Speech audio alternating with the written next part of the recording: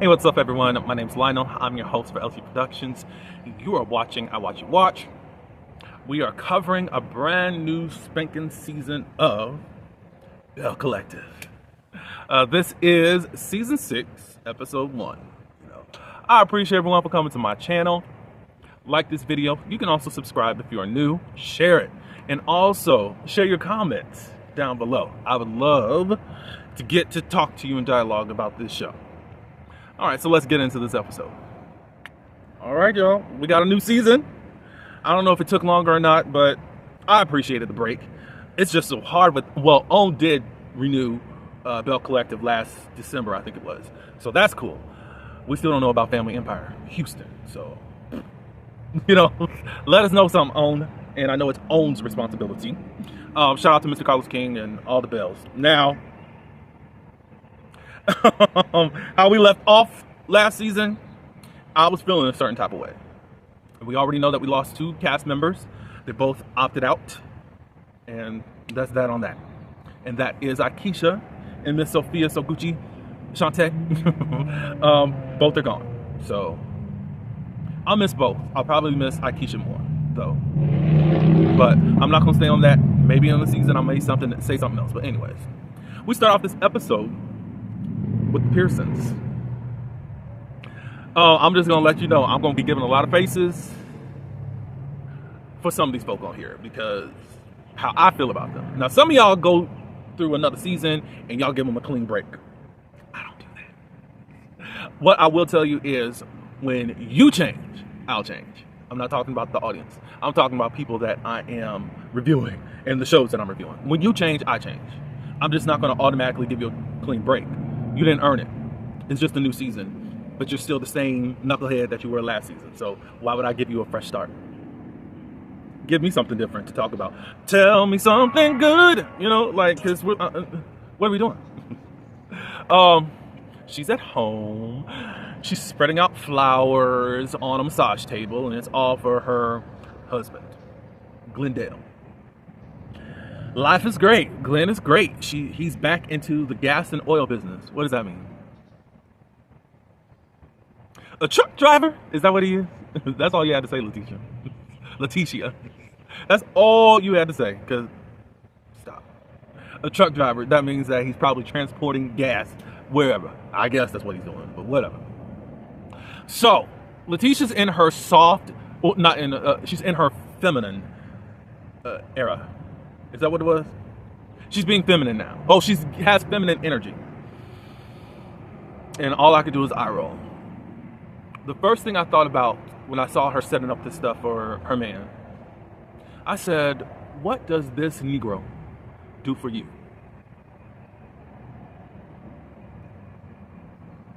I guess we'll see during this season, but I don't think we will see it. Anyways. So he gets on the thing and she's massaging him and, ooh, I like this feminine energy. The feminine energy that's going to allow her to now cook, bathe, change, wipe. That's the feminine energy that he wants. He wants somebody at home doing the muling. That's all that is. But she said, well, since Glenn changing and all this stuff, it allows me to not be in my masculine energy. Whatever that means. I can be in my feminine energy. A mattress and a mule. And a maid. That's all you are. That's all he wants. And somebody that's going to push him up to look like he's the man. And you gotta reduce yourself. That's all it is. So, apparently this scene, they're probably going to go and have sex. Or how they set it up. It just brings me back to season 1. If you know what I mean, you know what I'm saying. What happened to that house y'all was getting? I guess it's just episode 1, so I guess we'll find out later on. Miss Marie Monroe, or Dr. Marie Monroe, whatever, is driving through the drive-thru of Goddess Links and wants to speak with Latrice. Her and Latrice are in a better spot. They like this place that they're in, and they're starting over, and they catch up a little bit. Marie's hosting a birthday party. She's going to be 45. She's invited Latrice, but she has something going on. We know business is booming at Goddess Links and Taste. Taste is the talk of the town. So, yeah. So they're in a better place, and we shall see how that goes. Yeah, we can go on to Latrice. Latrice, outside of Taste and Goddess Links, They have condos that are right above the restaurant. Cliff is overseeing that, making sure the construction is going well and all that. However, at the same time, Cliff is now been sleeping overnight a lot and not coming home. And Latrice has a problem with that. For Cliff, who had been on Latrice White on Rice, has now changed up his flow. It's interesting, I guess, but I'm just gonna let y'all, I'm gonna be real. I'm gonna be real. I feel like the first 3 people that I've started with on this show, that started discussing their storylines, are just storylines. I'm gonna be real. That's all I can be. For reality TV, I feel like they're stunts. Stunts. But, with, probably there's something different between Latrice and Marie. Probably. I mean, we can't keep arguing over the same things over and over and over and over again. Probably that's the most. But when I get into Marie's story a little bit more, yeah.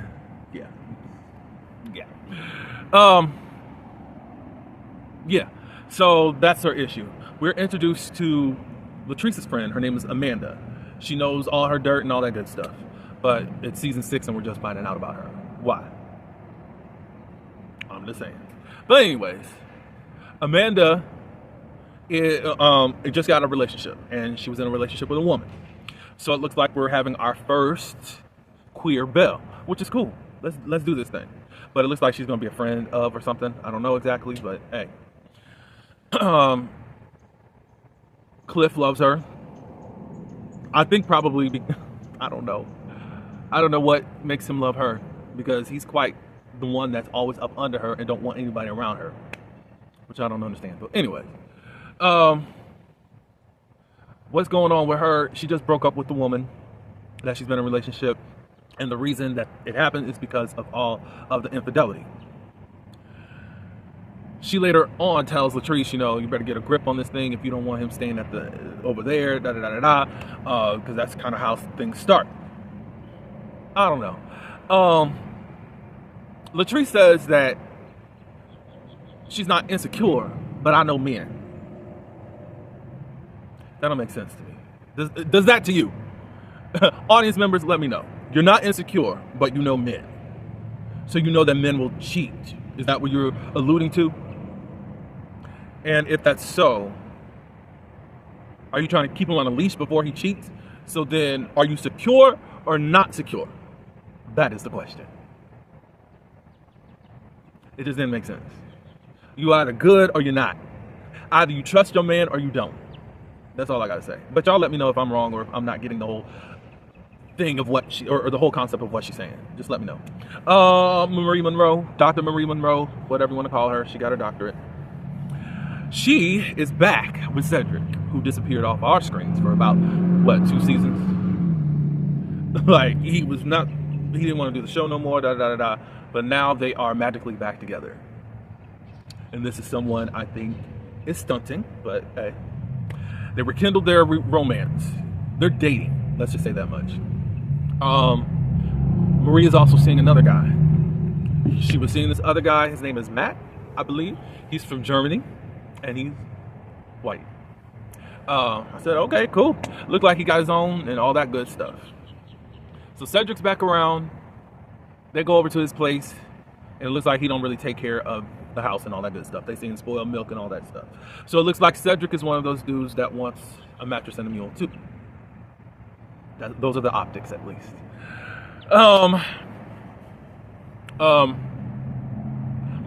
They talk and kind of bring us up to the point to let us know where they are, and how that they actually came back together. It was due to Cedric's brother passing away. At that point, they began to get close again. Cool. But she talked about the infidelity. That was the downfall of their relationship. He's in confessionals. As of yet, we ain't seen Mike, but this is just episode 1. So, I don't know. I guess maybe she's made her choice. Who knows? She invites him to her birthday party. He says it's tentative. Like, he's not for sure if he can come, but he might come. So Marie in her confessional says, I'm going to take that as a no, so I'm going to invite my other friend, which is Mike. We get introduced to a new Belle. Her name is Carrie Paul. I was looking a little bit at what Carrie Paul has going on, but she's an entrepreneur, all that good stuff. She's married to, let me look. I'm sorry, I'm gonna look right quick. Entrepreneur, creator. Look like she's a brand ambassador and all that good stuff. I just went through a quick little rundown, anyways, of her Instagram page. Not that much, but she's highly successful. She comes from the Gulf Shores area of Mississippi. She is married to her husband, Mike. And all I had to do was just a little bit of an exhale when he came on screen. But anyways, yeah, Mike, he's a sports agent, all that good stuff. So I kind of put her in the category of a modern Southern Belle. She's got the Southern Belle characteristics. Modern because you get to be, I don't even want to use this phrase, but they do it all the time, boss on this show, so I'll just say it like that. But anyway, she has twins, I think twin girls, and then had another child soon after to follow up. 3 children, all that good stuff. So we get a little brief snippet of that. But Letitia is the one that brought her on. Or Letitia, whatever her name is. Anyways, let's get on to Selena, because I almost forgot about her. We get a little life update with her. She had a car accident and banged up her body pretty harshly. And she's been recovering from that. The girl's grandmother passed away. That was JJ's mother passed away. The one that we have seen the last couple seasons. And her son, who passed away some time ago, that she's still dealing with the grief of, dog passed away.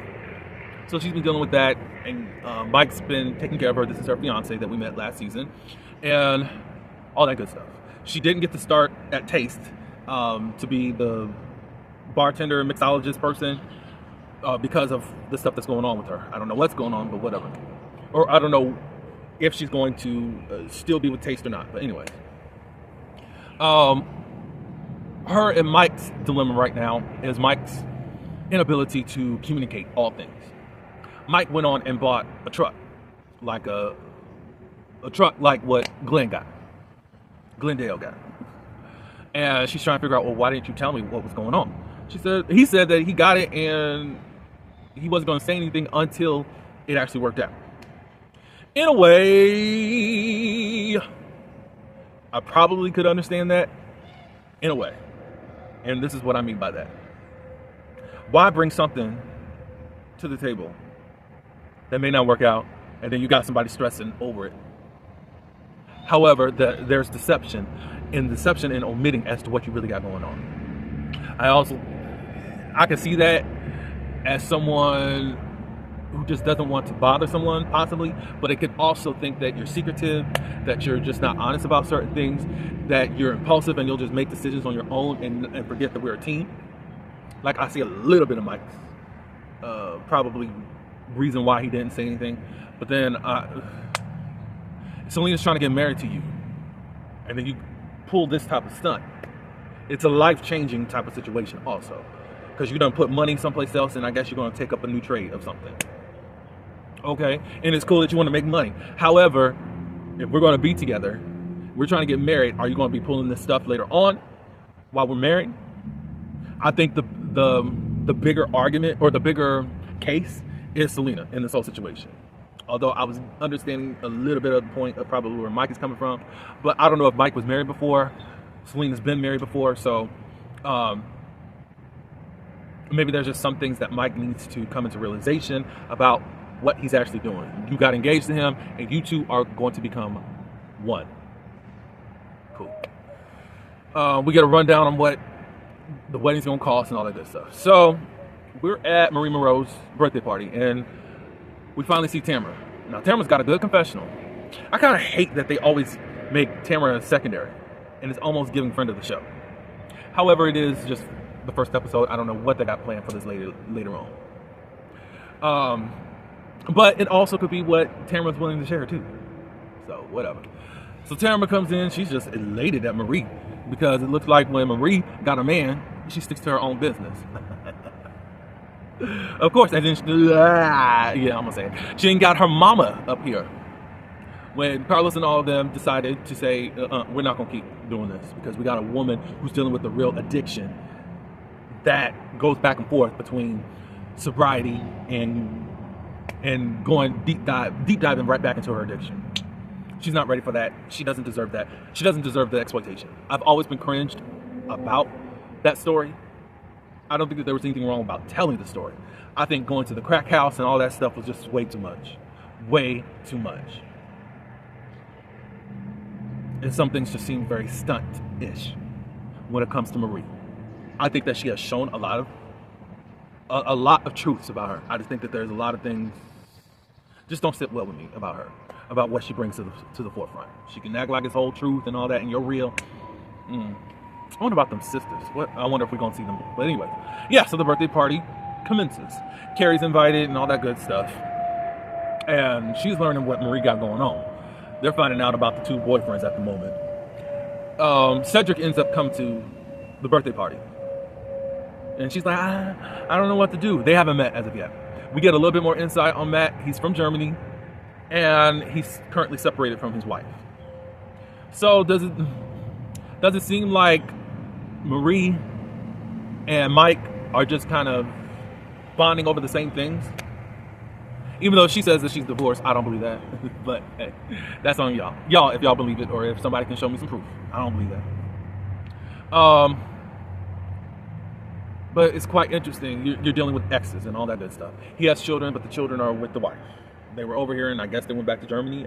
That's what I think. Anyway, so Marie just decided to just take it for what it was and entertain both men during that night. And Carrie got a lot to say. I will say this, and this is where the Southern Belle part of me, part of her that I think comes out, that I think is like, oh, okay, you get in the business. I think you're a little bit too deep to start off.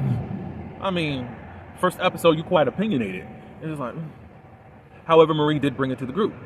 But you could still eat your greens. I don't dislike Carrie. One, I hardly know her. If y'all can like Kelly, asking those questions about Portia and then backing down and all that good stuff, I can like Carrie. Marie don't like it, but it looks like her and Marie gonna be clashing. Marie and Carrie gonna be clashing this season. So, the last scene. Tambra goes over to Goddess Links and visits with Latrice. Amanda's there also, and it looks like Tambra knows her or whatever. They get to talking about different stuff, and the whole situation with Glenn came up. Glenn has been in Amanda's DMs. Shocker. I could have sworn that Letitia was the manager over Glendale's social media account. So I guess in this feminine energy, you let your man be your man. Is that what it is? But in your masculine energy. Okay. But anyways, she said that Glenn is her type. You know, he got that dark, ugly type of thing. I like men like that. He's kind of like, I think like, and I'm paraphrasing, medium ugly. Like, he ain't the standard, but hey, I can still mess with him. And then she said, you really think that, I forgot what was asked to her. But anyway, she started talking about, look at his wife and look at me. As like, you're the prime choice. I was like, ooh, Tamara and Latrice. I don't think Amanda should have gone that far to try to act like you look better than the wife. Whether it's true or not, and I'm not being shady right now. But it's like, lady, so you talk about the infidelity that was going on with your last partner. I don't know if you were married to her or not. To me, I feel like you have some experience about your DMs. And I think you have experience of being with, what is it? What is the word I'm looking for? People that are currently in situations, whether married or in relationships. I think you have a history of doing that. You're the side. Or you are Jolene in the whole situations, in these situations. I think so. How you're talking and all that good stuff. There's a difference from shade and then like that. However, I'm conflicted because I'm like, Amanda, I don't want you to censor yourself, but did you really have to say that? Like that? I don't know. But Letitia did say that her and Latrice are on the journey. Latrice don't know what to do because Amanda my girl, and and Letitia's my girl, and all that good stuff. But she's conflicted on telling her. At least when I was getting from the scene, like, why not? Why not? And it looks like Amanda should be a woman enough to go tell her. But whatever. I don't know. Looks like we're going to have an interesting season. Of course, I'm giving people the side eye because of how I feel about them. Again, if they change, they change. And if they don't, I won't. Y'all leave y'all comments below. Thank you for staying to the end of this video. Like this video. Go through my playlist. Stay tuned. Be subscribed so that you can always be in tune as to what's going on over here. I appreciate you for coming. Like this video. Subscribe. And again, comment. Until the next one. Peace.